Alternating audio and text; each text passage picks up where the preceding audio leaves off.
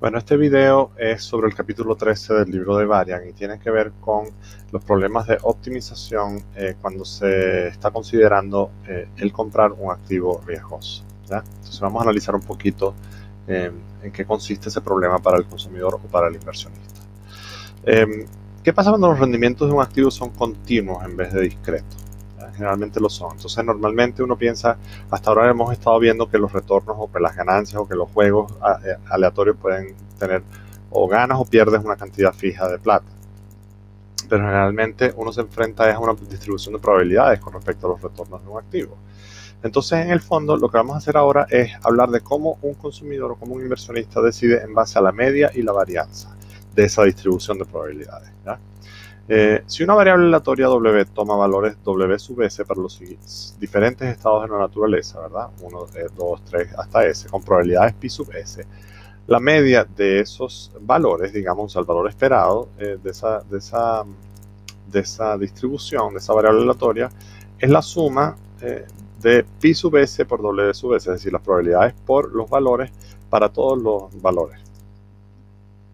Y la varianza es la suma desde S igual a 1 hasta S de las probabilidades por la diferencia entre los valores de la variable menos la media, ¿ya? Los valores de la variable menos la media, al cuadrado, ¿ya? Entonces esa es la fórmula de la varianza. Esto es algo que ustedes ya vieron en sus cursos de estadística. La desviación estándar es la raíz cuadrada de la varianza, ¿ya? La desviación estándar es la raíz cuadrada de la varianza. Entonces de nuevo, la varianza es la suma de todas las probabilidades multiplicadas por los valores de la variable menos su media al cuadrado. Tanto la desviación estándar como la varianza son medidas de dispersión de los datos. Entonces, si los datos están muy cercanos, es decir, si W y la mu están muy cercanos, mu siendo el promedio, digamos, si esos valores están muy cercanos, no hay mucha variación, entonces estos números van a ser muy chicos, por lo tanto la varianza va a ser muy pequeña. En cambio, si hay mucha variación, o sea, si los W toman valores muy por encima, muy por debajo de mu, este número al cuadrado va a ser muy grande, por lo tanto ahí vamos a tener una varianza más grande. Entonces la varianza, el tamaño de la varianza nos da una medida de la dispersión, cosa que ustedes ya saben. El modelo de media y varianza nos dice que la utilidad del individuo cuando compra un activo viene devengada por la media y la varianza de su riqueza, ¿ya? Entonces lo que le importa al individuo es el promedio de su riqueza y la variación de su riqueza, ¿ya? Entonces lo que vamos a asumir es que una media más alta, ceteris paribus, es algo bueno. El individuo prefiere una media de su riqueza más alta que una media más baja, y que una varianza más alta, ceteris paribus, es algo malo, ¿ya? Un individuo con todo lo demás igual, prefiero menos varianza a más varianza porque no me gusta el riesgo. Estamos asumiendo que son adversos al riesgo. ¿Qué quiere decir eso? Que, bueno, primero que nada, aquí tenemos dos ejemplos, ¿no? De un activo A y un activo B. Este es un activo que tiene una muy grande varianza porque está muy disperso y un retorno positivo, un promedio de retorno positivo. Aquí tenemos un activo que quizás está mucho con menos varianza porque están menos dispersos los retornos, pero el retorno es negativo, ¿ya? Entonces, vamos a imaginarnos dos activos. Uno es sin riesgo y tiene retorno RF, y el otro es riesgoso y tiene varios retornos dependiendo del estado S y las probabilidades. Entonces vamos a decir que el retorno de cada estado, el retorno esperado, o sea, la media del retorno de ese activo es RM.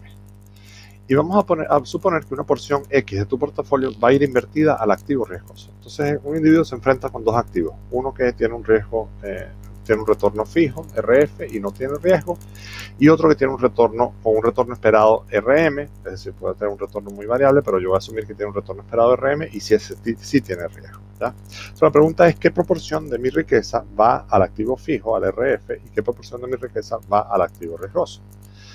El retorno esperado es igual a X por RM más 1 menos X por RF. Es decir, si yo invierto X de mi portafolio en el activo riesgoso, mi retorno esperado es este, y eso lo denoto por Rx. La varianza de mi portafolio es X cuadrado por sigma cuadrado M. ¿Por qué? Porque la varianza de este es negativa. Perdón, la varianza de RF es 0. Por lo tanto, lo único que me importa a mí es la varianza de esto, de esta parte. Y si yo invierto X, la varianza, recordemos que las propiedades de la varianza es la varianza de un parámetro por una variable, es que el parámetro sale al cuadrado, ¿ya? Esas son propiedades de la varianza. Entonces la varianza del portafolio, eso está en el capítulo explicado en el capítulo de Varian, es x cuadrado por sigma cuadrado m, es decir, el sigma cuadrado m es la varianza del mercado del activo riesgoso y la varianza del portafolio cuando yo invierto x en ese activo riesgoso es x cuadrado por sigma cuadrado. La desviación estándar es x por sigma m, porque es la raíz cuadrada de eso. Vamos a asumir que RM es mayor que RF. Bueno, y la razón es muy sencilla. Si fuese lo contrario, si sucediera lo contrario, todo el mundo demandaría RF, porque si RF tiene menor riesgo que RM, o sea, si F tiene menor riesgo que M, tiene que ser que el retorno de M es mayor que F. Perdón, si M tiene mayor riesgo que F, tiene que ser que el retorno de M también tiene que ser mayor que F, porque si M tuviese mayor retorno y menor riesgo, todo el mundo demandaría M y el precio de M subiría y el retorno de M bajaría. Por lo tanto, no es posible que de nuevo, si el activo fijo tuviese mayor retorno que el activo M, que el activo riesgoso, tendría que ser que todo el mundo demandaría ese activo fijo, porque el activo fijo estamos asumiendo que tiene cero riesgo. Entonces, por lo tanto, si yo tuviera un activo fijo que tiene un mayor retorno que el activo riesgoso y tiene cero riesgo, todo el mundo demandaría ese activo fijo. Por lo tanto, el precio de ese activo subiría y el retorno bajaría, ¿ya? Por lo tanto, tiene que darse que RM es mayor que RF porque estamos asumiendo que M es un activo que tiene más riesgo, ¿ya? Si no, habría arbitraje y básicamente la gente demandaría mucho del activo fijo. Entonces vamos a suponer entonces que aquí tenemos la situación, ¿verdad? Tenemos RM mayor que RF, ¿ya? Y tenemos que sigma M, la desviación estándar, es mayor que 0, que es la desviación estándar del F, del activo fijo, ¿ya? Por lo tanto, este es el punto en el cual yo invierto toda mi plata en F, en el activo fijo. Yo obtengo un retorno RF y mi varianza o mi desviación estándar es 0. Si yo invierto toda mi plata en el activo riesgoso, yo estoy aquí, en el cual tengo un retorno de RM de mi portafolio y una desviación estándar sigma M de mi portafolio. Dependiendo de qué tan grande es X, yo voy a situarme a lo largo de esta recta.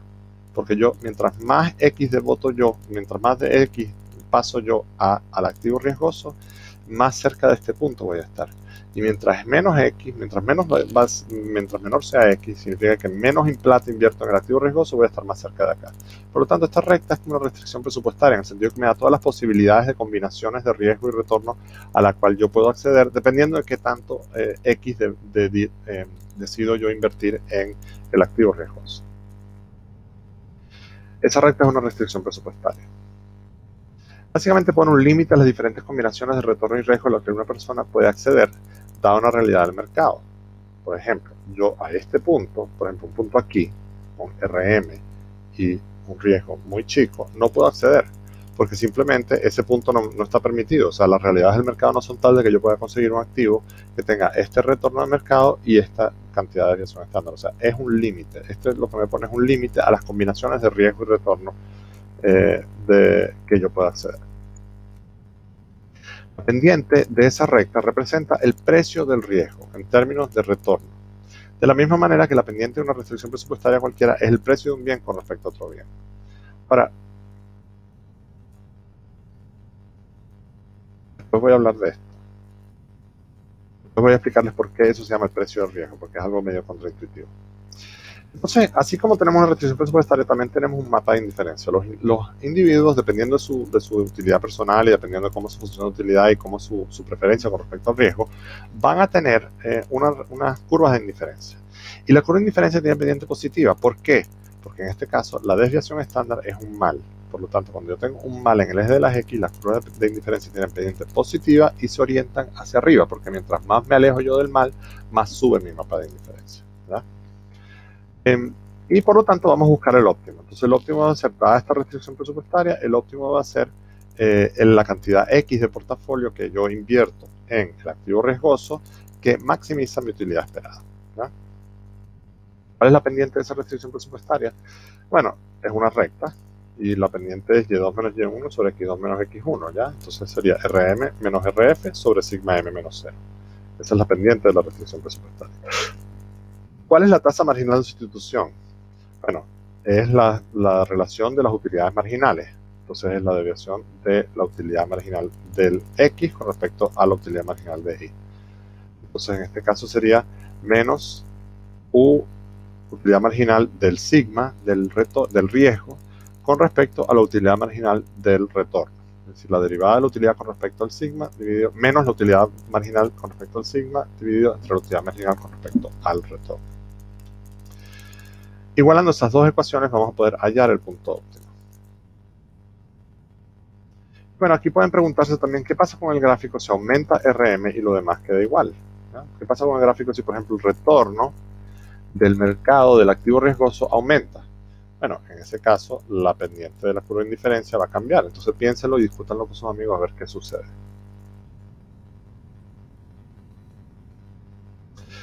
Entonces, el precio del riesgo, ¿ya? Esa es la pendiente de la restricción presupuestaria, se llama el precio del riesgo. ¿Y por qué se llama el precio del riesgo? Porque básicamente, cuando uno está viendo el precio de un bien, ¿ya? Supongamos un precio de un iPad. El precio de ese bien es la cantidad de plata que yo tengo que sacrificar, que sacar de mi bolsillo para yo poder adquirir ese bien, ¿ya? En este caso, el precio del riesgo es ¿qué? Es RM menos RF sobre sigma M. En este caso, el riesgo es un mal. El riesgo es un mal. Por lo tanto, el precio del riesgo implica la cantidad de retorno que yo voy a tener que sacrificar para poder librarme de ese mal, para poder obtener una mayor utilidad, es decir, librarme de ese mal. Y ese precio del riesgo viene dado por la diferencia en el retorno dividido entre el riesgo que yo me estoy ahorrando, ¿ya? Por eso se llama precio del riesgo, porque es el retorno que yo sacrifico si yo quiero liberarme del riesgo, ¿ya? Entonces, en ese sentido, esa es la explicación de por qué se llama. Y esto no es intuitivo, ¿verdad? La persona paga al aceptar mayor riesgo. O sea, en cierto modo, cuando tú tienes un activo muy riesgoso y a ti no te gusta ese riesgo, si yo quiero librarme de ese riesgo, si yo quiero pagar para librarme de ese riesgo, tengo que sacrificar retorno y básicamente comprar el activo fijo. Por eso se llama el precio del riesgo. Y con esto terminamos. Ya esto les da un breve bosquejo de lo que es el capítulo 13 del Variant. Lo que les aconsejo es que vayan al capítulo 13 y empiecen a leer en más detalle, y en la clase vamos a trabajar un poquito todos estos conceptos con un poquito más de profundidad.